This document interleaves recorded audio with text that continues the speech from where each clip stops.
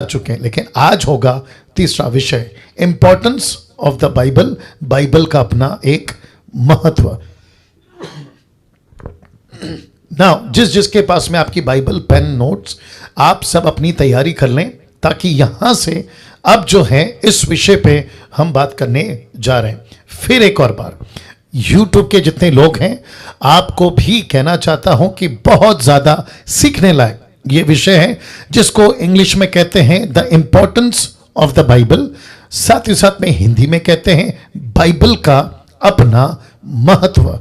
Now अगला जो slide है उसको रिक्वेस्ट करता हूं कि बहुत ध्यान से देखिएगा। लिखा है यह विषय क्यों, क्वेश्चन मार्क। जी, मैं यहां पे कुछ सेकंड इसको रख रहा हूं। मैं चाहता हूं कि आपके जहन में एक बात आपको डाल सकूं, और वह यह है कि यह विषय क्यों, क्योंकि आज 90% लोगों को बाइबल का ज्ञान, बहुत ध्यान से देखिएगा, लिखा है ना के बराबर है या ना के बराबर है। कुछ सेकंड इसको रख रहा हूं। जी, मैं बीच बीच में गर्म पानी पी रहा हूं ताकि मेरे को गले का जो सपोर्ट है वो मिलता रहे, ठीक है ना। जी, वापस आते, अब पता चलता है कि परमेश्वर ने ये गला कितना इंपॉर्टेंट दिया है एक व्यक्ति के लिए। जी, जितने प्रीचर्स हैं आपको भी कहना चाहूंगा कि है ना, परमेश्वर को धन्यवाद दिया करो इस गले के लिए। ओके, वापस आते हैं, ये विषय क्यों। फिर से कहता हूं, 90% लोगों को बाइबल का ज्ञान आज की तारीख में, जिसको कहते हैं ना के बराबर। ये ना के बराबर क्यों, इसके बहुत सारे रीजंस हैं, इसके बहुत सारे कारण हैं, आपके बीच में रखता चला जाऊंगा। सबसे पहला, ये स्क्रीन के ऊपर जो आ रहा है इसको देख लीजिएगा। ओके, मुझे एक सेकंड और दीजिए बीच बीच में। जी, इसका परिणाम ये हो रहा है, क्योंकि ज्ञान नहीं है, उसका परिणाम ये हो रहा है कि जिसको जो ठीक लग रहा है, जिसको जो ठीक लग रहा है वैसी डॉक्ट्रिन बना रहा है, उसी के हिसाब से प्रचार हो रहा है, और मसीह की देह बिगड़ती जा रही है। जी, आपके बीच में वापस से रख रहा हूं, आज 90% मसीह समाज में यह विषय क्यों, इंपॉर्टेंस क्यों है, बाइबल का अपना महत्व क्यों है, क्योंकि आज 90% लोगों को परमेश्वर के वचन का ज्ञान ना के बराबर है, और जिसका परिणाम यह हो रहा है कि जिसको ठीक लग रहा है वो वैसा कर रहा है, डॉक्ट्रिन अलग बन रही है, उसी के हिसाब से प्रचार हो रहा है, और मसीह की देह, ये जो ब्रैकेट में रखा है ना रेड कलर का नीचे, मसीह की देह बिगड़ते जा रही है, और जिसके चलते बहुत सारी बातें गड़बड़ हो रही हैं। और मैं वापस कहता हूं कि इंपॉर्टेंस ऑफ द बाइबल, इस विषय पे आज आपके बीच में बात कर रहा हूं। अगर मसीह की देह को, बहुत ध्यान से देखना, अगर मसीह की देह को ठीक से चलाना है, याद रखो, ठीक से चलाना है, बाइबल के महत्व को समझना होगा। 3 बातें आपके बीच में रखूंगा, बहुत ध्यान से देखिएगा। सबसे पहला, यशायाह की किताब 42 का 21 लिखा है बढ़ाई, मैं पूरा वचन आपके बीच में रखूंगा एक एक करके, ठीक है ना। दूसरा है महत्व, और तीसरा है आदर। कैसे, अभी बताता हूं। यशायाह की किताब 42 का 21, आइज़ाया 42 वर्स 21, इंग्लिश में और हिंदी में दोनों रखा हूं। लिखा है यहोवा को अपनी धार्मिकता के निमित्त ये भाया। जी, लिखा है यहोवा को अपनी धार्मिकता के निमित्त ये भाया। क्या भाया, कि व्यवस्था की बढ़ाई अधिक करे। इंग्लिश में, the Lord is well pleased for his righteousness sake, he will magnify the law and make it honourable. परमेश्वर अपनी व्यवस्था को अधिक बढ़ाई करता है या इंपॉर्टेंस देता है, जिसके चलते आपके बीच में ये बातें मैंने रखी। अगर मसीह की देह को ठीक से चलाना है, बाइबल के महत्व को समझना होगा, जिसके चलते ये 3 बातें आपके बीच में रखा हूं, बढ़ाई, महत्व, आदर। और लिखा है यशायाह 42 का 21 में, आइज़ाया 42 का 21 में, यहोवा को अपनी धार्मिकता के निमित्त यही भाया, उसको अच्छा लगा क्या, कि व्यवस्था की बढ़ाई करे। वचन की बड़ाई करें। लिखा है the Lord is well pleased for his righteousness sake he will magnify the law and make it honourable. परमेश्वर ने अपने एक एक वचन का आदर किया है। उसने जेनेसिस से रेवलेशन की पुस्तक तक के पुस्तक को रिस्पेक्ट दिया है, ऑनरेबल रखा है, उसकी बड़ाई की है। दूसरा देखिए क्या लिखा है भजन संहिता 132 का, सैम 138 का 2 क्या कहता है देखिए, क्योंकि तूने अपने वचन को, भजन संहिता 148 का 2, तूने अपने वचन को अपने नाम से भी अधिक, बड़े नाम से भी अधिक महत्व दिया है। Can you believe this?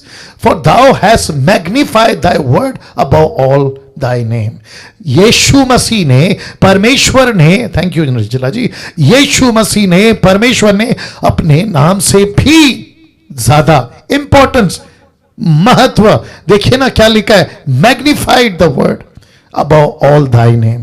उसने अपने नाम से भी ज्यादा महत्व अपने वचन को दिया। दूसरा पहला तिमोथी 5 का 17 देखो क्या लिखा है, प्राचीन अच्छा प्रबंध करते हैं, विशेष करके वे जो वचन सुनाने और सिखाने में परिश्रम करते हैं। लिखा है कि 2 गुने आदर के योग्य समझे जाए। क्यों? क्योंकि वचन सिखाते हैं। तो वापस से रखता हूं ये 3 वचन के वसीले से आपके बीच में ये स्टेटमेंट, यशाया 42 का 21 बढ़ाई करता है, भजन संहिता 138 का 2 महत्व देता है, पहला तिमोथी 5 का 17 आदर करता है। तो मेरा प्रश्न है, क्या क्रिश्चियनिटी आज की तारीख में, यूट्यूब के लोगों आप भी सुने, मसीह मंथन के लोग आप भी सुने, साथ ही साथ डीटी के लोग आप भी सुने, क्या आप परमेश्वर के वचन को इस कदर महत्व देते हैं, इस कदर उसकी बड़ाई करते हैं, क्या इस कदर उसका आदर करते हैं? आज परमेश्वर आपसे पूछ रहा है।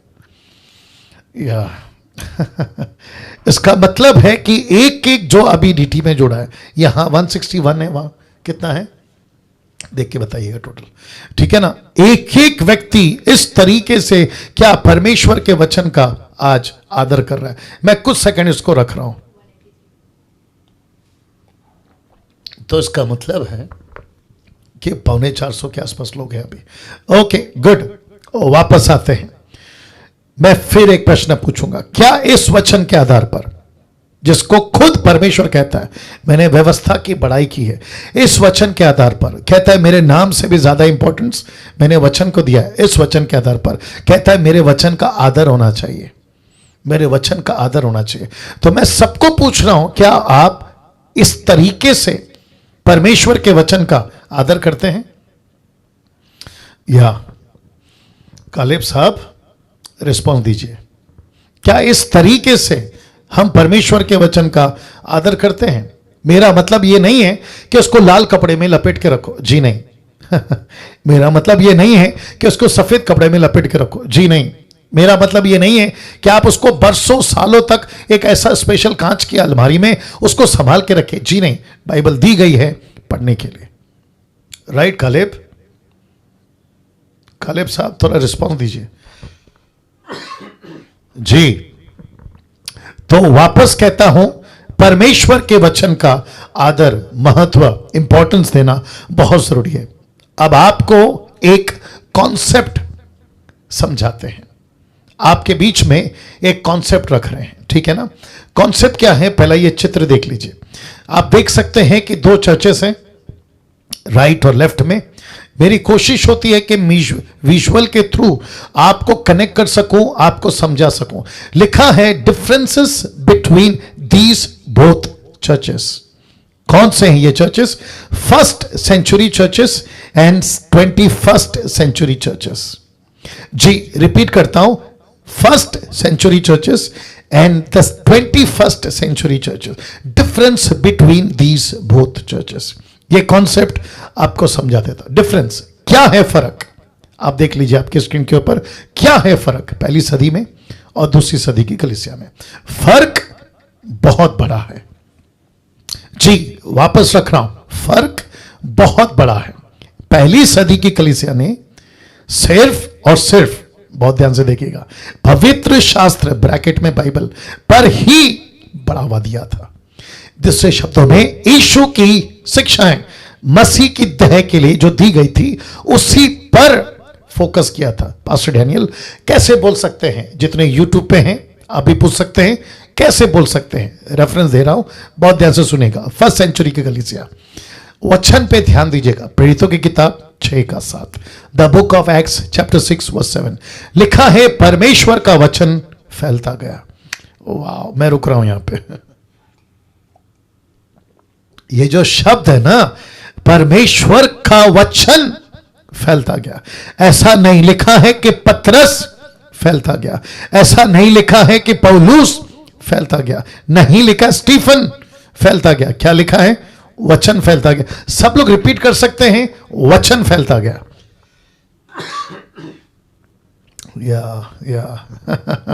ये था फर्क। फर्स्ट सेंचुरी की चर्च में क्या फैलता गया? वचन फैलता गया। लिखा है फैलता गया और यरूशलेम में चेलों की गिनती बढ़ती गई। याजकों का एक बड़ा समाज इस मत के अधीन हो गया। और इसी का 16:5 कहता है, इसी प्रकार कलीसिया विश्वास में स्थिर होती गई और गिनती में बढ़ती गई। वाह, सी, वापस कहता हूं, वचन जब फैला, कलीसिया बढ़ गई, चेलों की संख्या बढ़ गई, यहां तक कि यरूशलेम में एक बहुत बड़ा तबका याजकों का, दूसरे शब्दों में यहूदी समाज यीशु मसीह में आ गया।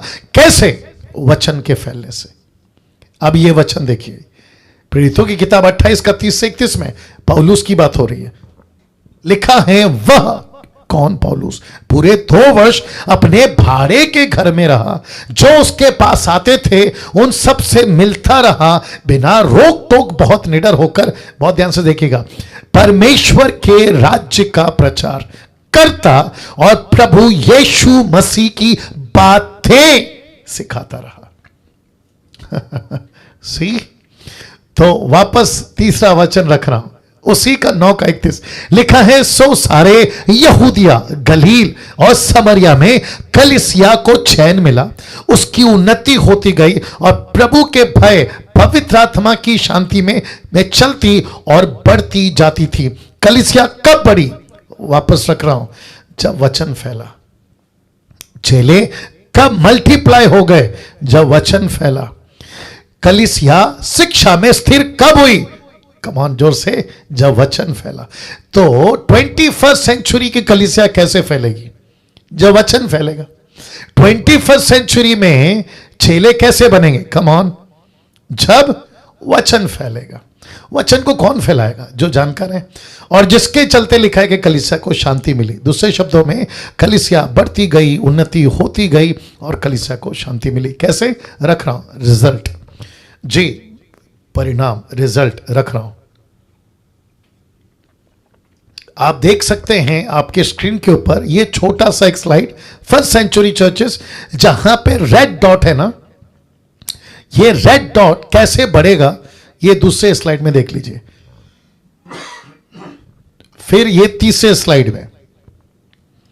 और आपको पता है पौलुस ने क्या लिखा? रोमियो की किताब 1:8 में लिखता है कि तुम्हारे विश्वास की चर्चा सारे जगत में हो गई है। यहां ताली बजनी चाहिए प्रभु के लिए। वंडरफुल जीसस, वाह। जितने यूट्यूब पे हैं आप भी देख लीजिए।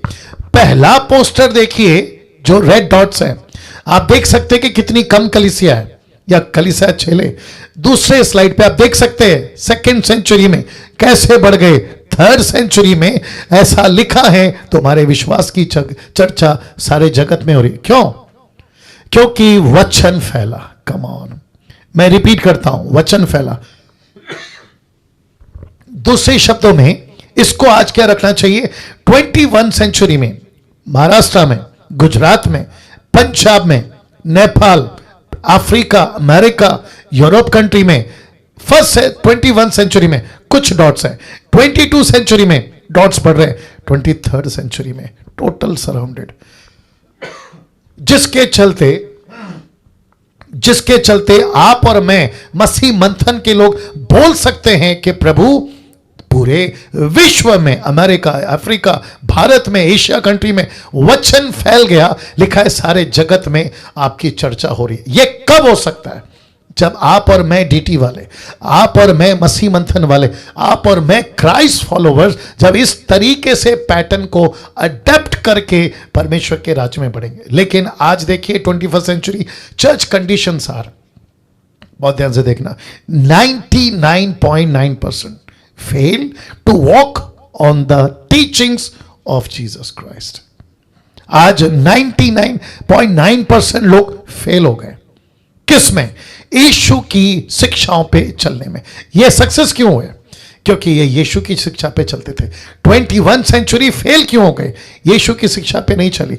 मैं एक स्टेटमेंट रखना चाह रहा था, किसके ऊपर? स्लाइड के ऊपर, लेकिन नहीं रख पाया क्योंकि कंट्रोवर्शियल हो सकता था, लेकिन वो बात सच है। ये बात तो मैं बता देता हूं, आप गूगल पे सर्च कर सकते हैं। वो स्टेटमेंट ये था, महात्मा गांधी जी ने, जी एक्सक्यूज मी, महात्मा गांधी जी ने एक स्टेटमेंट दिया था। उन्होंने कहा था कि अगर क्रिश्चियनिटी जो यीशु के फॉलोवर्स हैं, अगर यीशु की शिक्षा पर ठीक से चलेंगे तो वो देश को बदलने की ताकत रखते हैं। बाप रे कैन यू बिलीव दिस? और मैं समझता हूं कि ये आज उतना ही सच है जितना कि इन्होंने सच करके बताया। ये फोटो फिर से रख रहा हूं, आप देख सकते हैं 1st सेंचुरी चर्च में, आप देख सकते हैं 1st सेंचुरी में, आप देख सकते हैं 2nd सेंचुरी में, आप देख सकते हैं 3rd सेंचुरी में कैसे डॉट्स बढ़ रहे हैं। इसका मतलब क्या है? ये वचन को लेके फैल रहे थे, वचन को लेके फैल रहे थे। क्या यही चीज 21 सेंचुरी में नहीं हो सकती थी? हो सकती थी, लेकिन फेल कहां हो गए?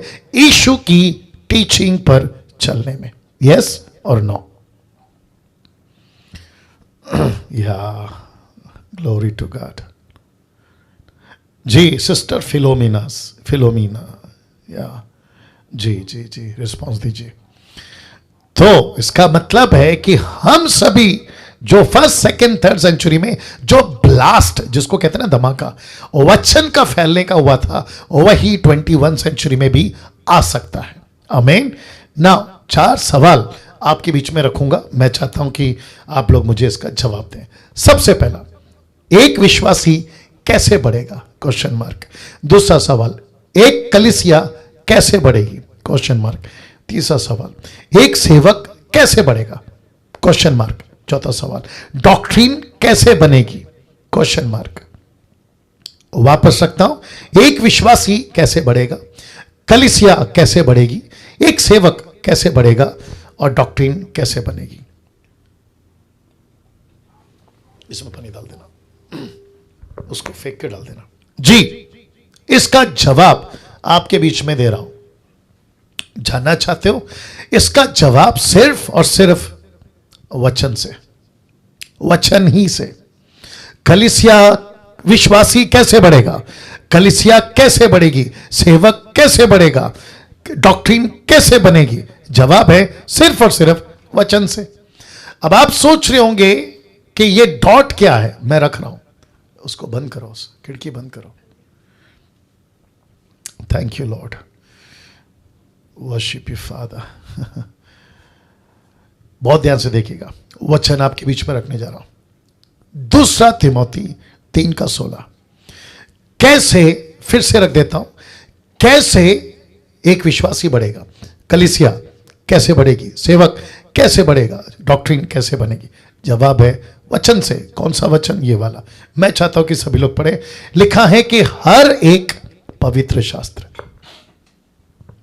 परमेश्वर की प्रेरणा से रचा गया,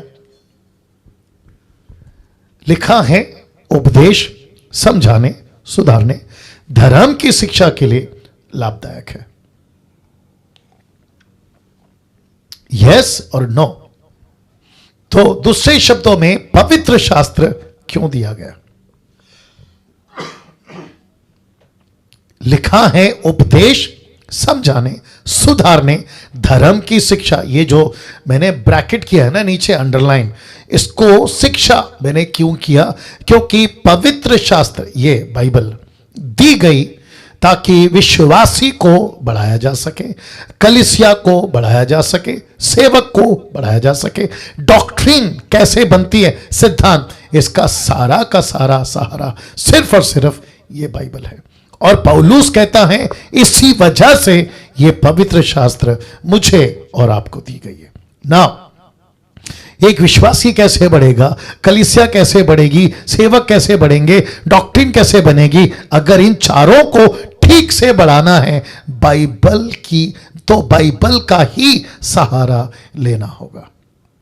गॉट इट? ओके, मैंने ये स्लाइड क्यों डाला मैं आपको बताता हूं। कुछ लोग कहते हैं अफ्रीका में, अमेरिका में और कुछ भारत की कलीसियाओं में बहुत बड़े बड़े कलीसिया हैं जिसको कहते हैं मेगा चर्चेस, ठीक है ना? एक सेकंड।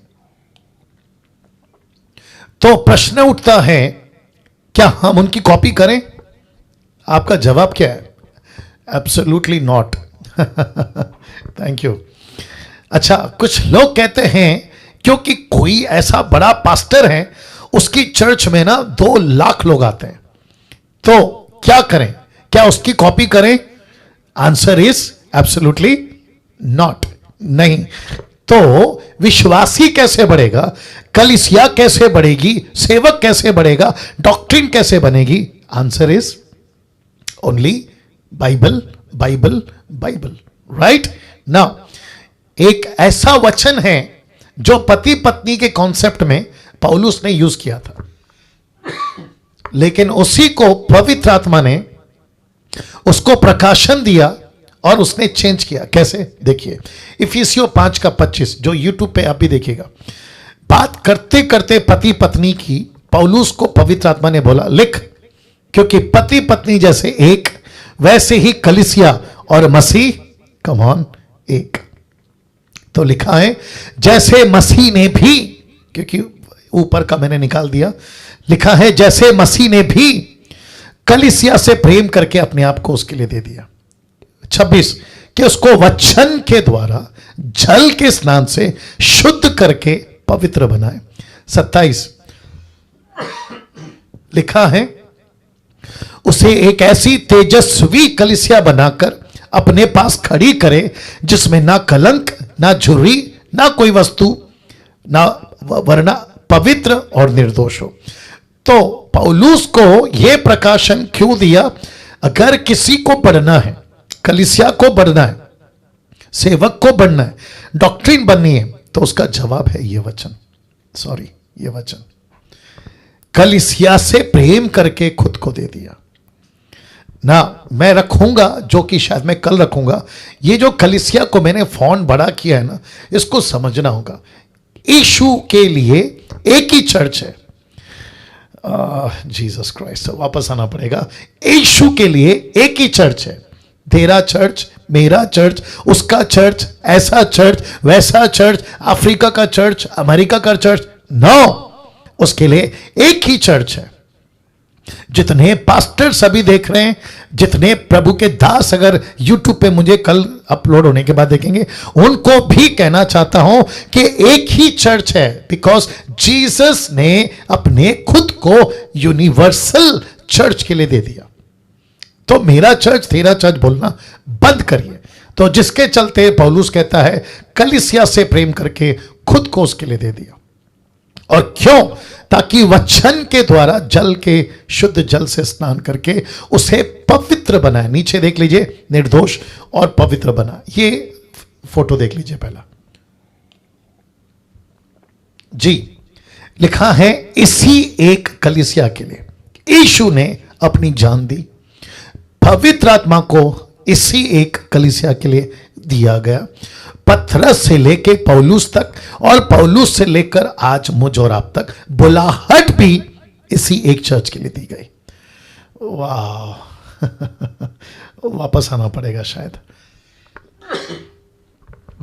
आई विश कि मेरा जो गला है वो 100% ठीक होता तो इसके ऊपर पंच अलग आता, but I hope you will understand मेरा कहने का मतलब क्या है।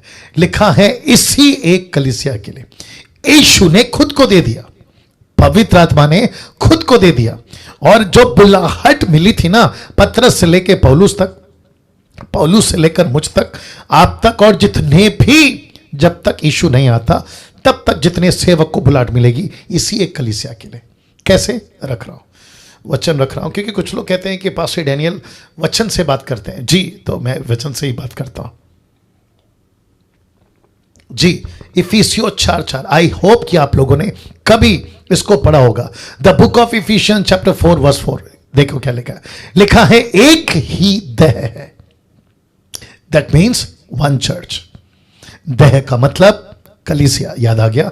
तो पौलुस कहता है, और याद है ना ये बाइबल की भाषा है चर्च का मतलब देह, देह का मतलब चर्च। आपको पिछला एपिसोड याद होगा ना, 18th एपिसोड, मैंने कहा था कि बाइबल की अपनी एक भाषा है। तो चर्च को बॉडी बोलती है, वो देह बोलती है। तो लिखा है एक ही देह है। अब इसको देखो, एक ही आत्मा, जैसे तुम्हें जो बुलाए गए, यह है बुलाहट। तो अपने बुलाए जाने से एक ही आशा, तो देह है, पवित्र आत्मा है, बुलाहट है। यस और नो, ये तीनों यहां पर है। तो यीशु ने एक बॉडी तैयार की, पवित्र आत्मा ने खुद को दे दिया ताकि काम हो, लेकिन यीशु को उसमें काम करने के लिए वर्कर्स चाहिए। तो उसने कभी डैनियल को, कभी निर्जला जी को, कभी आपको, कभी उसको, कभी इसको लेकर यूज किया और कहा कि काम करो। तो एक देह, एक आत्मा, एक बुलाहट। वाह, सी कैसा लग रहा है अब दिक्कत एक है। दिक्कत क्या है मैं बताता हूं। दिक्कत यह है कि इस एक देह में कुछ गड़बड़ होने जा रहा है। ये फर्स्ट सेंचुरी से ये गड़बड़ स्टार्ट हो गया था। आई विश कि मैं इसके ठीक बगल में अदन की वाटिका का फोटो लगाता, आपको बता सकता कि जैसे चर्च लूसीफर के टारगेट में अब है, वैसे अदन का बगीचा लूसीफर के टारगेट में तब था। तो उसने उसको नहीं छोड़ा, किसको? अदन के बगीचा को। तो चर्च को कैसे छोड़ेगा? सी यू हैव टू अंडरस्टैंड। मेरे गले के साथ क्या हो रहा है ना, उस पर फोकस नहीं करेगा आप लोग, जस्ट टीचिंग को फोकस करिएगा। Thank you. वापस आता हूं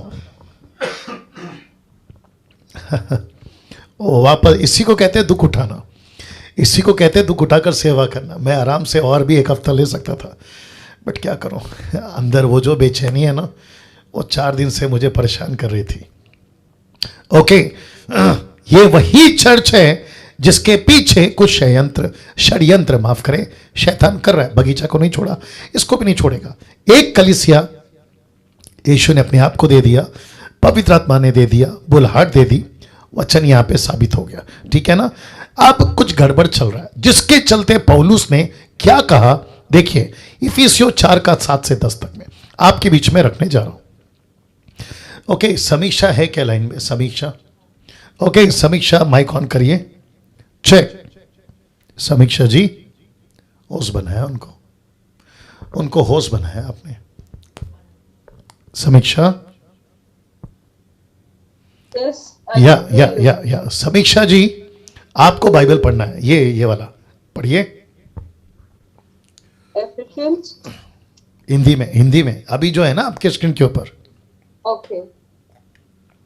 इफिसियों 4:7 से 10, पर हम में से हर एक को मसीह के दान के परिणाम से अनुग्रह मिला है। इसमें कहता है कि वे ऊंचे पर चढ़ा और बंधुआई को बांध दे गया और मनुष्य को दान दिए। वे चढ़ने से क्या पाया जाता है, केवल यह कि वे पृथ्वी की निचली जगहों में उतरा भी था और गया। ये वही जो सारे आकाश के ऊपर चढ़ भी गया, सब कुछ परिपूर्ण करे। Okay, now thank you. Now लिखा है, पर हमें से हर एक को मसीह के दान के परिणाम से अनुग्रह मिला है। दैट मीन्स इस चर्च में, फोटो रख देता हूं, इस चर्च में पवित्र आत्मा का दान है। आमीन। और पवित्र आत्मा का दान, यीशु का दान, परमेश्वर का दान क्या क्या है आपके बीच में रखूंगा। तो सबसे पहले यह तो पता चल गया कि परमेश्वर कुछ दान दे रहा है। क्या है? मैं रखूंगा। क्यों? उसकी वजह भी है। वापस कहता हूं, अदन का बगीचा नहीं छोड़ा, चर्च को भी लूसीफर कम ऑन नहीं छोड़ेगा। इसलिए वह कहता है, कौन? यीशु। वह कहता है कि वह ऊंचे पर चढ़ा, इसका मतलब क्रूस पे बंधुआई को बांध ले गया और मनुष्यों को दान दिया। बंधुआई को बांध ले गया, लूसीफर को क्रूस के ऊपर खुल्लम खुल्ला तमाशा किया, बंधुआई को बांध ले गया। और ऐसा लिखा है, मनुष्यों को दान दिया। बहुत ध्यान से सुनेंगे, इसमें पुरुष और स्त्री दोनों है। इसलिए मैं हमेशा कहता हूं कि डैनियल राज हमेशा कहता है, पुरुष अगर पास्टर बन सकता है, महिला भी पास्टर बन सकती है। अगर पुरुष वो सब कुछ कर सकता है, महिला भी सब कुछ कर सकती है। क्यों? कौन से वसीले से? ठीक आपके स्क्रीन के ऊपर लिखा है, मनुष्यों को दान दिया। इंग्लिश ट्रांसलेशन कहता है, he gave gifts unto main, MEN, not MAN, it is MEN। MEN का मतलब है मैनकाइंड। वाह! सी वचन 9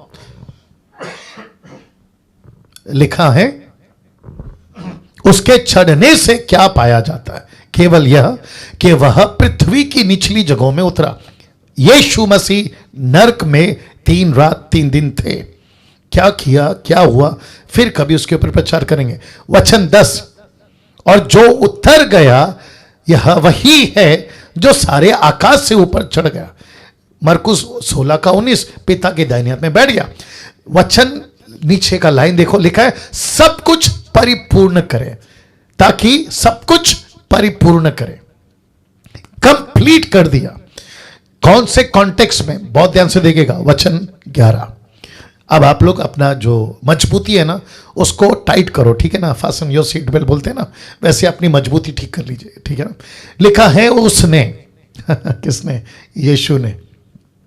लिखा है उसने कितनों को प्रेरित, उसने कितनों को भविष्यवक्ता नियुक्त करके, कितनों को सुसमाचार सुनाने वाले नियुक्त करके, कितनों को रखवाले नियुक्त करके, और उपदेशक नियुक्त करके दे दिया। तो टोटल कितना है? 5। पढ़ लीजिए, आप पढ़ लीजिए। एक है अपोस्तल इंग्लिश में, दूसरा है प्रॉफिट्स, तीसरा है एवेंजलिस्ट, चौथा है पास्टर्स, और 5वां है टीचर्स। वाह! सी, अब प्रश्न है, ये 5 प्रकार की सेविकाएं क्यों? मैं थोड़ा स्लो जा रहा हूं, आप लोग अंडरस्टैंड कर लीजिएगा, ठीक है ना? या प्रश्न उठता है, ये 5 प्रकार की सेविकाएं क्यों? नाउ इंटरेस्टिंग पार्ट क्या है पता है? लिखा है उसने, खुद ने, यीशु ने डिसाइड किया, अपनी हाथ को लेकर जितने सेवक हैं, पास्टर्स हैं ना, जरा खुद को शाबाशी दे दो कि आप अगर पास्टर हैं, अपोस्टल्स हैं, प्रॉफिट हैं, एवेंजलिस्ट हैं, टीचर है ना, तो आपको यीशु ने बनाया। आपको संस्था ने नहीं बनाया, आपको डैनियल राज ने नहीं बनाया, आपको किसी ऑर्गेनाइजेशन ने नहीं बनाया, आपको यीशु ने बनाया। क्या बात है, क्या बात है! या वंडरफुल। जीसस, 1 सेकेंड और देना जी। तो वापस आते हैं कि उसने, किसने? यीशु ने कितनों को प्रेरित, भविष्यवक्ता, सुसमाचारक, रखवाले, उपदेशक, इंग्लिश में apostle, prophet, evangelist, pastors and teachers. बहुत ध्यान से सुनना, ये 5 प्रकार की सेविकाएं क्यों? टॉपिक कौन सा चल रहा है? Importance of the Bible. First century कैसे फैली? वचन फैला। फर्स्ट सेंचुरी की चर्च कैसे फैली? वचन फैला। चेले कैसे फैले? वचन फैला। कलीसिया कब बढ़ी? वचन जब फैला। उसी लिए परमेश्वर ने एक ऐसी योजना बनाई कि इस एक बॉडी को कोई अटैक ना कर सके। मैं 5 प्रकार के दानों को लेकर चर्च में रखूंगा ताकि चर्च की प्रोटेक्शन हो सके। वाह! 5 तरीके से चर्च का प्रोटेक्शन हो सके। कैसे? मैं बताता हूं। अच्छा, कुछ लोग कहते हैं मैं अपोस्तल हूं, तो चर्च को छोड़ के अपोस्तल कोई नहीं हो सकता। Let me give this statement once again. कुछ लोग कहते हैं मैं अपोस्तल हूं, आप बिना चर्च के अपोस्तल कभी नहीं हो सकते। अगर आप अपोस्तल हैं, आपका चर्च होना चाहिए। आप प्रॉफिट हैं, आपका चर्च होना चाहिए। आप एवेंजलिस्ट हैं, आपका चर्च होना चाहिए। आप पास्टर्स हैं, आपका चर्च होना चाहिए। आप खुद को टीचर कहते हैं, आपका चर्च होना चाहिए। जैसे डैनियल राज, मैं कहता हूं मैं टीचर हूं, मेरा चर्च है। मैं कहता हूं मैं पास्टर हूं, मेरा चर्च है। अगर मैं कहता हूं मैं एवेंजलिस्ट हूं, मेरा चर्च है। मैं कहता हूं मैं प्रॉफिट हूं, मेरा चर्च है। अगर मैं कहता हूं मैं अपोस्तल हूं, मेरा चर्च है। ऐसे कितने हैं, बहुत ध्यान से सुनिएगा। और साथ ही साथ जूम पर जो देख रहे हैं वो, और जो यूट्यूब पे देख रहे हैं, मैं रिक्वेस्ट करता हूं कि अगर ऐसा कोई अपोस्तल, एक्सक्यूज मी, ऐसा कोई अपोस्तल आपके घर का दरवाजा टक टक नॉक नॉक करता है और कहता है कि मैं अपोस्तल हूं, तो उसको सबसे पहले एक ही चीज पूछना, सर आप अगर अपोस्तल हैं, आपका चर्च किधर है, जरूर पूछना। अगर कोई कहता है मैं प्रॉफिट हूं, तो उसको पूछना, सर आपका चर्च किधर है। अगर कोई कहता है मैं एवेंजलिस्ट हूं, तो उसको पूछना, सर आपका चर्च किधर है। पास्टर है तो आपका चर्च किधर है। बाइबल टीचर है, कम ऑन, आपका चर्च किधर है। तो ये 5 प्रकार की सेविकाएं क्यों, क्वेश्चन मार्क। इसका जवाब इस तरीके से देना चाहता हूं। वापस कहता हूं, हम किसको सीख रहे हैं, the importance of the Bible. ये 5 प्रकार की सेविकाएं क्यों। इफिसियों 4:12 में पौलुस को कुछ पता चला। क्या पता चला, देखिए, बहुत इंपॉर्टेंट है। सबसे पहला कहता है जिससे, किससे, इससे जिससे पवित्र लोग सिद्ध हो जाए। तो 5 प्रकार की सेवा इसलिए चर्च को दी ताकि चर्च, आगे बोल दीजिए, सिद्ध हो जाए। लिखा है सेवा का काम किया जाए, मसीह की देह उन्नति पाए। ब्रैकेट में यूनिवर्सल चर्च। इसलिए दिया 5 प्रकार की सेविकाएं, इसलिए दिया। वचन 13 उसी का, जब तक कि हम सब के सब विश्वास परमेश्वर के पुत्र की पहचान में एक ना हो जाए, एक सिद्ध मनुष्य ना बन जाए, मसीह के पूरे डील डॉल तक ना बढ़ जाए। तो टोटल वचन 12 में और वचन 13 में टोटल 6 बातें हैं। इसको देख लीजिए तब तक जी। टोटल 6 बातें। सबसे पहला सिद्ध हो जाए, दूसरा सेवा का काम किया जाए, तीसरा मसीह की देह उन्नति पाए, चौथा विश्वास और परमेश्वर के पुत्र की पहचान में एक हो जाए, पांचवा सिद्ध मनुष्य बन जाए, छठवा मसीह के पूरे डील डॉल तक पहुंच जाए। वाह। तो 5 का काम क्या है वापस रखता हूं। इन 5 का काम क्या है, इन 5 का काम है, यूट्यूब वालों तुम भी सुनो जी। ये 5 का काम है इस वचन के अनुसार, इस वचन के अनुसार इन 5 का काम है मसीह की देह को सिद्ध करना, सेवा का काम करना, देह की उन्नति करना, मसीह की पहचान कराना, मनुष्यों को सिद्ध बनाना, यीशु की डील डॉल तक पहुंचना। अगर ये 6 को छोड़ आप पैसा कमा रहे हैं अपोस्तल बनकर, पैसा कमा रहे हैं प्रॉफिट बनकर, पैसा नाम कमा रहे हैं आप पास्टर बनकर, टीचर बनकर, तो मुझे माफ करिए, आपका बहुत बड़ा हिसाब यीशु लेगा। बहुत बड़ा हिसाब लेगा, बहुत बड़ा हिसाब लेगा। या ये टोटल 6 बातें क्यों, तो लिखा है कोई है जो कलीसिया को मसीह की शिक्षाओं से दूर करेगा। कौन है वो, रख रहा हूं। आज का जो टीचिंग है, मेरा गला तो 19-20 जरूर है, लेकिन टीचिंग में कोई 19-20 नहीं होगी। टीचिंग में कोई 19-20 नहीं होगी। वापस कहता हूं, लिखा है कोई है जो कलीसिया को मसीह की शिक्षाओं से दूर करेगा। कौन है वो, देखना चाहोगे? इसी का 14 वचन, यानी कि 12-13 पढ़ लिया, वचन 14 कॉन्टेक्स्ट में चल रहे हैं। वचन 14 कहता है, देखो, ताकि, ऐसा लिखा है, ताकि हम आगे को बालक ना रहें, जो मनुष्यों की ठग विधा और चतुराई से उनके भरम की युक्तियों की उपदेश की हर एक बयारे से उछाले और इधर उधर घुमाए जाते हो। तो ये जो लिखा है ना, जिसको मैंने स्टार किया है, उनके भरम की युक्तियों को, ये देख लीजिए, यहां से उठाया, इसको समझाना है आपको।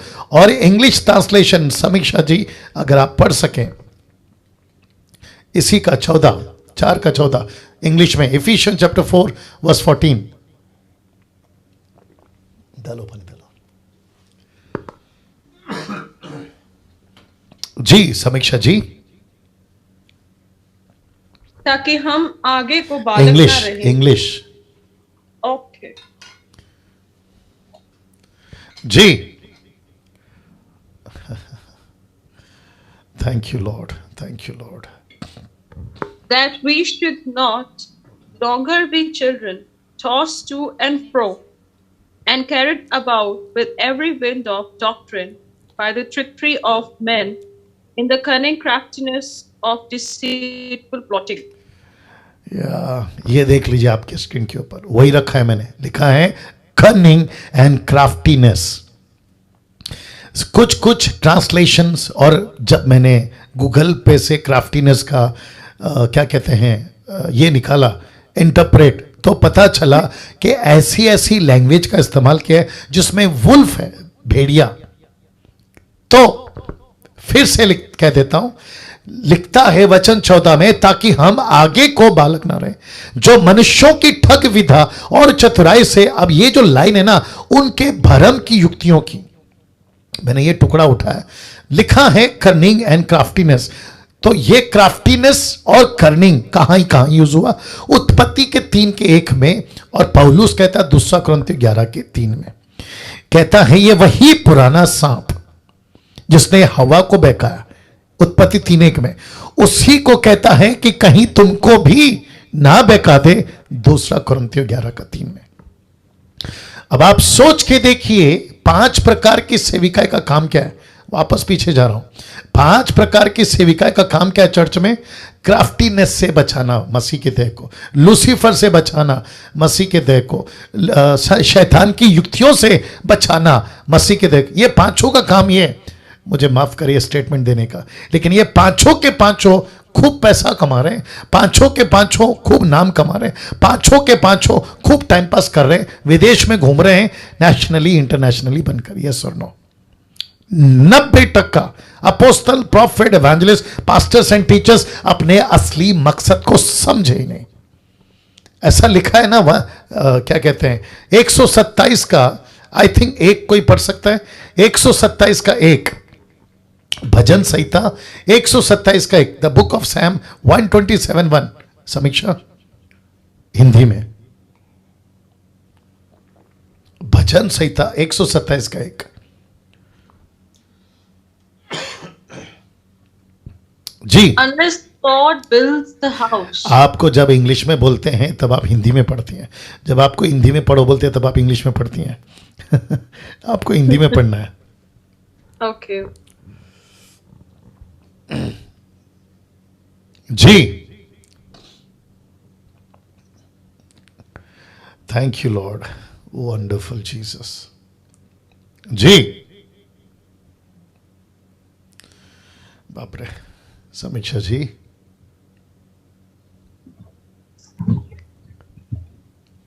One second, Pastor. यदि घर को यहोवा ना बनाए तो उसके बनाने वालों को परिश्रम व्यर्थ होगा। ओके, आगे। यदि नगर की रक्षा यहोवा ना करे हाँ। तो रखवाले का जागना व्यर्थ ही हो। ओके, इस वचन से क्या ले सकते पता है? अगर चर्च की रखवाली ये 5 लोग ना करें तो इसको बोलते गई भैंस पानी में। राइट पास्टर हेनरी साहब, इसको कहते हैं गई भैंस पानी में। या ये 5 को रखा है इन सब से बचाने के लिए। ये देखो, रख रहा हूं, वापस रख रहा हूं, इन सब से बचाने के लिए रख रहा हूं, इन सब से, ओ सॉरी, इन सब से बचाने के लिए। लेकिन दिक्कत की बात यह है कि अगर रखवाले ही सो जाएं, भाग जाएं, तो फिर कौन बचाएगा घर को, नगर को? राइट ना, मुझे नहीं पता कि यूट्यूब पे जब ये स्टेटमेंट लोग सुनेंगे कि 5 प्रकार की सेविकाएं को रखा है मसीह की देह को प्रोटेक्ट करने के लिए, इस कर्निंग और क्राफ्टीनेस से, लूसीफर से अगर कोई मन फिराता है मेरे स्टेटमेंट से, मेरा ये स्टेटमेंट देना या ये बातों को कहना, मैं समझता हूं कामयाब रहा ना। एक चित्र आपके बीच में रख रहा हूं, मैं चाहता हूं कि ये चित्र देख लीजिए, ये चित्र देख लीजिए। एक व्यक्ति है जो नीचे लेटा हुआ है, जबकि उसको इस लायन ने, यानी कि सिंह ने, शेर ने मार डाला है। जिस गधे पे वो सवार कर रहा था वो गधा ठीक वहीं पर खड़ा है, और पीछे देख सकते हैं कि कुछ लोग ये सारा नजारा देख रहे हैं। एक व्यक्ति है, एक शेर है और एक गधा है। बहुत ध्यान दीजिएगा, ना शेर व्यक्ति को खा रहा है, ना शेर गधे को खा रहा है। आप देख सकते हैं, जिसको कहते हैं ना कि वो तीनों के तीनों ऐसी ही अवस्था में पड़े। कब तक? जब तक कि ये बड़ा प्रॉफिट, ये जो बुढ़ा टाइप का है ना प्रॉफिट, ये नहीं आ गया। सबको ये फोटो ठीक से दिख रहा है निर्जला जी? ठीक से दिख रहा है, स्पष्ट है? या मैं इसकी पीडीएफ भेज दूंगा तो आप लोगों को और भी क्लियर हो जाएगा ना। पास्टर डैनियल, ये फोटो आप हमें क्यों दिखा रहे हैं? 1 किंग चैप्टर 13 वर्स 1 to 28, पहला राजा 13 का 1 से 28। मुझे पता है आज थोड़ा सा टाइम लग जाएगा, बट अगर नहीं कंप्लीट कर सका तो मैं कल कंटिन्यू करूंगा, डोंट वरी, ठीक है ना? या पहला राजा 13 का 1 से 28 तक में, तो यहां पे 2 नबी और सिंह और गधा। तो रिपीट करता हूं, 2 नबी। तो 2 नबी कहां हैं? एक जो नीचे लेटा है और एक ये जो बुढ़ा टाइप है ना, ये दूसरा नबी। तो यहां पे टोटल 2 नबी हैं, एक शेर है और एक गधा है। तो रिपीट करता हूं, 2 नबी और सिंह और गधा, तो टोटल कितने हो गए? 4। Is that right? या अब आप सोच रहे होंगे पास्टर डैनियल इसका कनेक्शन बाइबल से कैसे, इंपॉर्टेंस क्या है? तो बहुत ध्यान से सुनिएगा। ऐसा हो सकता है कि आज मैं कंप्लीट ना कर पाऊं, कल कंप्लीट करूंगा, लेकिन रिक्वेस्ट करता हूं प्लीज 1 से 28 तक बहुत ध्यान दीजिएगा। सबसे पहला वचन रख रहा हूं, लिखा है कि तब यहोवा से वचन पाकर परमेश्वर का एक जन यहूदा से बैतल को आया, और यरोबाम धूप जलाने के लिए वेदी के पास खड़ा था। लिखा है लाल में एक जन, और दूसरा लाल है यरोबाम। यरोबाम अच्छा आदमी नहीं है, याद रखिए, he is a negative person. लेकिन एक जन जो परमेश्वर का नबी है, ये एक जन मैं बताऊंगा कौन है। तो लिखा है तब यहोवा से वचन पाकर परमेश्वर का एक जन यहूदा से बैतल को आया। अब वचन 2, उस जन ने, यानी कि उस एक जन ने यहोवा से वचन पाकर वेदी के विरुद्ध यूं पुकारा कि वेदी, हे वेदी, यहोवा यूं कहता है कि सुन, दाऊद के कुल में योशिय्याह नाम एक लड़का उत्पन्न होगा। वह उन ऊंचे स्थानों के याजकों को जो तुझ पर धूप जलाते हैं तुझ पर बलि कर देगा, तुझ पर बलि कर देगा, तुझ पर मनुष्य की हड्डियां जलाई जाएगी। वचन 3, उसने उसी दिन यह कहकर उस बात का एक चिन्ह बताया कि यह वचन जो यहोवा ने कहा है उसका चिन्ह यह है कि यह वेदी फट जाएगी और इस पर की राख गिर जाएगी। वचन 4, तब ऐसा हुआ, परमेश्वर के जन का यह वचन सुनकर जो उसने बेतेल के विरुद्ध पुकार कर कहा, यरोबाम ने वेदी के पास से हाथ बढ़ाकर कहा, पानी देना, 1 सेकंड दीजिए प्लीज, पानी खत्म हो गया क्या? ठीक है, थैंक यू। या वापस से पढ़ते हैं वचन 4। तब ऐसा हुआ कि परमेश्वर का जन का यह वचन सुनकर जो उसने बेथेल के विरुद्ध पुकार कर कहा, यरोबाम ने वेदी के पास से हाथ बढ़ाकर कहा, उसको पकड़ लो। तब उसका हाथ जो उसकी ओर बढ़ाया गया था सूख गया और वह उसे अपनी ओर खींच ना सका। किसका? यरोबाम का। किसके विरोध में? परमेश्वर के जन के विरोध में। वचन 5, वेदी फट गई, उस पर की राख गिर गई, सो वह चिन्ह पूरा हुआ जो परमेश्वर के जन ने यहोवा से वचन पाकर कहा था। तो यहां तक क्या क्या हो गया? जैसा कहा वैसा पूरा हुआ। यस और नो? राइट। लेकिन एक दिक्कत हो गई। दिक्कत क्या है? आपने नोट किया होगा कि यरोबाम का हाथ सूख गया है। यरोबाम का हाथ एक जगह पे बोल सकते हैं अटक गया या पैरालाइज हो गया। अब वचन 6 लिखा है कि तब राजा ने परमेश्वर के जन से कहा, अपने परमेश्वर यहोवा को मना, मेरे लिए प्रार्थना कर कि मेरा हाथ जय का तय हो जाए, मतलब मेरा हाथ ठीक हो जाए। Got the point? आगे देखिए, लिखा है तब परमेश्वर के जन ने यहोवा को मनाया और राजा का हाथ फिर जय का तय हो गया। तो इसका मतलब है कि ये जो जन है परमेश्वर का, ये नबी है, ये खास है, परमेश्वर इसकी सुनता है और ये सच्चा है, ये अच्छा है अभी तक। अभी तक। आगे देखो क्या होगा, ठीक है ना? ना वचन 7, तब राजा ने परमेश्वर के जन से कहा, किससे? उस एक जन से, मेरे संग घर चलकर अपना प्राण ठंडा कर और मैं तुझे दान दूंगा, ऑफरिंग दूंगा। ओ ओ ओ ओ ओ ओ मेरे घर चल, मैं तुझे खाना दूंगा, मैं तुझे पानी दूंगा और साथ ही साथ मैं तुझे ऑफरिंग दूंगा।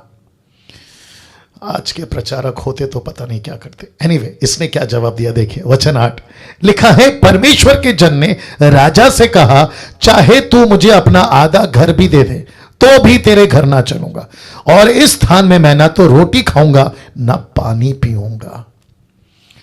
वाह। वचन 9, क्योंकि यहोवा के वचन के द्वारा मुझे यह आज्ञा मिली है कि ना तो रोटी खाना ना पानी पीना ना उस मार्ग पे लौटना जिससे तू जाएगा। तो यहां तक यह बात समझ आती कि यह परमेश्वर का जन बिल्कुल ठीक चल रहा है, परमेश्वर के वचन के अनुसार चल रहा है। वचन 10, इसलिए वह उस मार्ग से जिसे बेथेल को गया था लौटकर दूसरे मार्ग को चला गया। अब मजा देखिए जी, अब मजा देखिए। वचन 11, बेथेल में एक बूढ़ा नबी रहता था। इसने बेड़ा गर्क किया हुआ है। लिखा है बेथेल में एक बूढ़ा नबी रहता था। यूट्यूब के लोगों, तुम भी सुनो, कभी कभी हम लोग है ना, जो ज्यादा सीनियर टाइप के होते हैं ना और जो बहुत फेमस होते हैं ना, उनकी बातों में धोखा खा जाते हैं। ऐसा ही इसके साथ हो गया। किसके साथ? इस एक लड़के के साथ या इस नबी के साथ, जो वचन 9 तक बहुत अच्छा था, लेकिन वचन 11 में बेथेल में एक बूढ़ा नबी रहता था। उसके बेटे ने आकर उससे उन सब कामों का वर्णन किया जो परमेश्वर के जन ने उस दिन बेथेल में किए थे। जो बातें उसने राजा से कही थी उनको भी उसने अपने पिता से कह सुनाया। वचन 12, उसके बेटों ने तो यह देखा था कि परमेश्वर का जन ने जो ये यहूदा से आया था किस मार्ग से चला गया। सो उनके पिता ने उससे पूछा, वो किस मार्ग में चला गया? क्या है उसमें? दीजिए। या ना वचन 13, उसने अपने बेटों से कहा, मेरे लिए गधे पर काठी बांधो।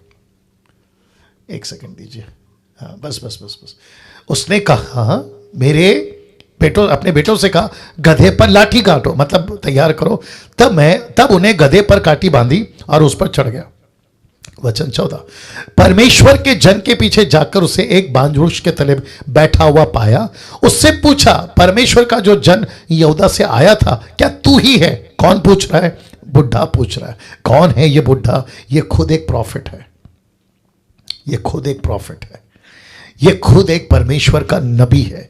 ये पूछ रहा है कि जो नबी आया है और जिसने यरोबाम के साथ ऐसा ऐसा किया, क्या तू है? क्या तू ये क्वेश्चन मार्क।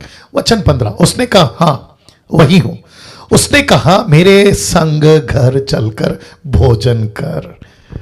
ओ ओ ओ ओ, अब जरा ध्यान दीजिएगा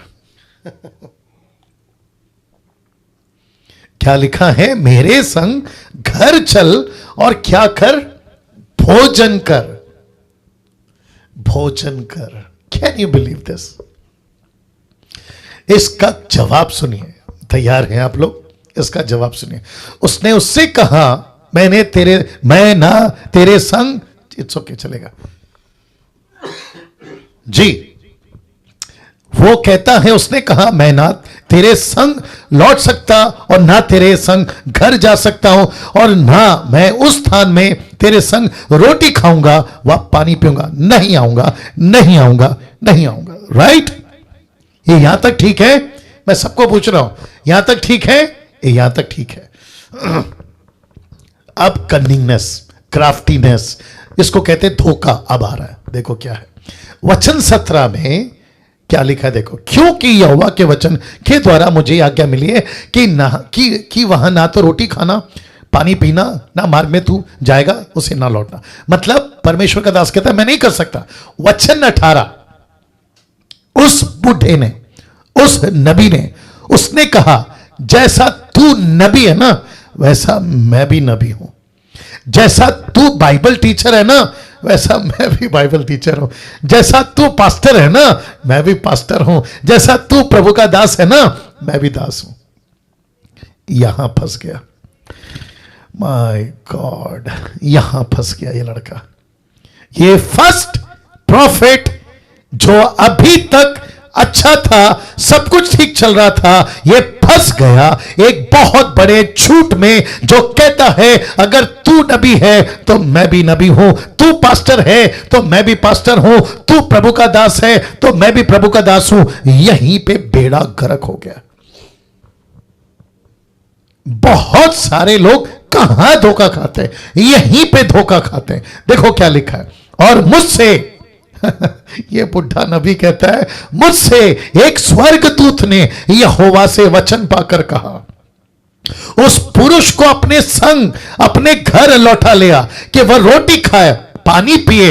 यह उसने उससे झूठ कहा था। देख लीजिए लाइन में लिखा है, लाल में लिखा है, यह उसने झूठ बोला था। अब इसका काम क्या था? परखना। इसका काम क्या था? प्रभु से प्रार्थना करना। इसका काम क्या था? यह नबी है, बुढ़ा है तो भी क्या हुआ, सीनियर है तो भी क्या हुआ, प्रभु मैं आपसे प्रार्थना करता हूं, क्या ये सच बोल रहा है? See this? आज बहुत सारे लोग इस धोखे में फंस रहे हैं। मैं जब कहता हूं ना अन्य भाषा में बात करना गलत है तो कहते हैं प्रभु का पलाना दास अमेरिका वाला बोल रहा है, वो कैसे गलत हो सकता है? फिर ये बुढ़े का क्या करें? कहते हैं अफ्रीकन्स इतने बड़े बड़े दास हैं, क्या वो गलत हो सकते हैं? फिर ये बुढ़ा कैसे गलत हो गया? सी, कहते हैं प्रभु का दास बहुत बड़ा प्रॉफिट है, वो कैसे गलत हो सकता है? फिर ये बुढ़ा कैसे गलत हो गया? सोच के देखिए, सोच के देखिए। ऐसा लिखा है इसने झूठ कहा। वचन 19, अथवा वह उसके संग लौट गया। अब जरा देखो, उसके घर में रोटी खाई और पानी पिया। किसकी बात सुनकर? एक झूठ को सुनकर। मैं कनेक्शन क्या दे रहा हूं? How importance is the Bible. वचन कितना इंपॉर्टेंट है परखने के लिए, आज की तारीख में परखने के लिए, झूठे नबियों को परखने के लिए, ऐसे गलत उल्टे सीधे टीचर वालों को परखने के लिए। वाह। वचन 20, क्योंकि मुझे वक्त का भी ख्याल रखना है, लिखा है और जब वे मेज पर बैठे ही थे कि यहोवा का वचन उस नबी के पास पहुंचा जो दूसरे को लौटा ले आया था। कौन सा नबी? बुढ़ा नबी। उसने परमेश्वर के उस जन को जो यहूदा से आया था पुकार के कहा, यहोवा यूं कहता है इसलिए कि तूने यहोवा का वचन ना माना जो आज्ञा तेरे परमेश्वर यहोवा ने तुझे दी थी उसे भी ना माना। 22, परंतु जिस स्थान के विषय उसने तुझसे कहा था कि ना तो रोटी खाना ना पानी पीना, उसी में तू लौटकर रोटी खाई और पानी भी पिया। इस कारण तुझे अपने पुरखाओं के कब्रिस्तान में मिट्टी नहीं दी जाएगी। ये यहां काफी नहीं था कि मिट्टी नहीं दी जाएगी, अभी तो बड़ा धमाका होना बाकी है। वचन 23, जब ये खा पी चुका, मेरे को इंटरेस्टिंग पार्ट क्या लगा पता है, वचन 23 में ये खा पी रहा है, वचन 22 में इतना डेंजर न्यूज सुनने के बाद कोई आदमी खाना कैसे खा सकता है, लेकिन लिखा है कि ये खा पी रहा है। सी दिस, इसकी बुद्धि देखो कितनी भ्रष्ट हो गई है। जब खा पी चुका तब उसने परमेश्वर के उस जन के लिए जिसको वह लौटा ले आया था गधे पर काटी बंधाई। वचन 24, जब वह मार्ग में चला जा रहा था, अब जरा ध्यान दीजिएगा, तो लिखा है एक सिंह उसे मिला, एक लायन उसको मिला और उसको मार डाला। माय गुडनेस, याद रखो ये वो व्यक्ति है जिसने राजा का हाथ जो पैरालाइज हो गया था ना, इसने शब्द कहा, उसका हाथ ठीक हो गया। एक सेकेंड, उसने शब्द कहा, उसका हाथ ठीक हो गया। लेकिन ये वही नबी है, सिंह को डांट सकता था, सिंह को भगा सकता था, लेकिन मर गया। देखो इसका मतलब क्या पता है, जब आप परमेश्वर के साथ सही नहीं है, परमेश्वर भी आपके साथ सही नहीं है। वाह, सी, इसलिए लिखा है पहला सैमुएल 2:2 लिखा है, जो मेरा आदर करेगा मैं उसका आदर करूंगा, जो मुझे तुच्छ जानेगा मैं उसको तुच्छ जानूंगा ना। वापस आते हैं, वह मार्ग में चला जा रहा था, तो एक सिंह उसे मिला, उसको मार डाला। उसकी लाश या उसकी लोथ मार्ग पर पड़ी रही, गधा उसके पास खड़ा रहा, सिंह भी लोथ के पास खड़ा रहा। मैं फोटो फिर दिखाऊंगा, लेकिन आगे देखिए वचन 25 में, जो लोग उधर से चले आ रहे थे उन्होंने ये देखकर कि मार्ग पर एक लोथ पड़ी है, लाश पड़ी है, उसके पास सिंह खड़ा है, नगर में जाकर कहा, वह बूढ़ा नबी रहता था, यह समाचार सुनाया। 26, यह सुनकर उस नबी ने जो उसको मार्ग पर से लौटा ले आया था कहा, परमेश्वर का वही जन होगा यह परमेश्वर का वही जन होगा जिसने परमेश्वर के वचन के विरुद्ध किया। फंसाया इसी ने, झूठ बोला इसी ने, और यह कहता है कि उसकी मौत का कारण यह वजह है कि वो परमेश्वर के वचन के विरुद्ध में गया। इसने क्या नहीं समझा, सी निर्जला जी देखो, इसने क्या नहीं समझा, वचन को नहीं समझा। इसने किसको इंपॉर्टेंस नहीं दिया, कम ऑन, वचन को इंपॉर्टेंस नहीं दिया। इसने किसकी कदर नहीं की, वचन की कदर नहीं की, और लिखा है वो मर गया। अब इसको देखो, इस कारण यहोवा ने उसको सिंह के पंजों में पड़ने दिया, यहोवा के इस वचन के अनुसार जो उसने उससे कहा था, सिंह ने उसे फाड़ कर मार डाला होगा। कौन कह रहा है, वो नबी कह रहा है उसकी ऐसी मौत क्यों हुई, क्योंकि वो परमेश्वर के वचन को नहीं माना। 27, तब उसने अपने बेटों से कहा, मेरे लिए गधे पर काठी बांधो, तब उन्होंने काठी बांधी। तब उसने जाकर उस जन की लौथ पर मार्ग पर पड़ी हुई और गधे सिंह दोनों को लोथ के पास खड़े पाया।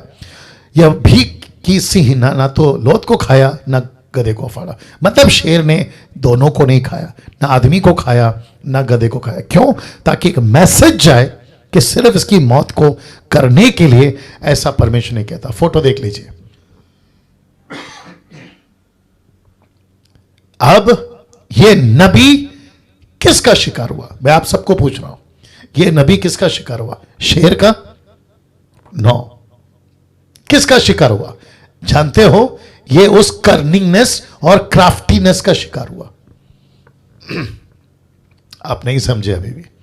ये ऐसे प्रॉफिट के झूठ का शिकार हो गया, ये ऐसे नबी के झूठ का शिकार हो गया, और जिसके चलते ये खुद नबी है। आज माय गुडनेस, गेट रेडी, आज विश्वासी को अविश्वासी धोखा नहीं दे रहे, विश्वासी को विश्वासी ही धोखा दे रहे। पास्टर को बाहर के लोग धोखा नहीं दे रहे, पास्टर को पास्टर ही धोखा दे रहे, प्रॉफिट को प्रॉफिट ही धोखा दे रहे। अब आप सोच के देखिए क्या मुसीबत है।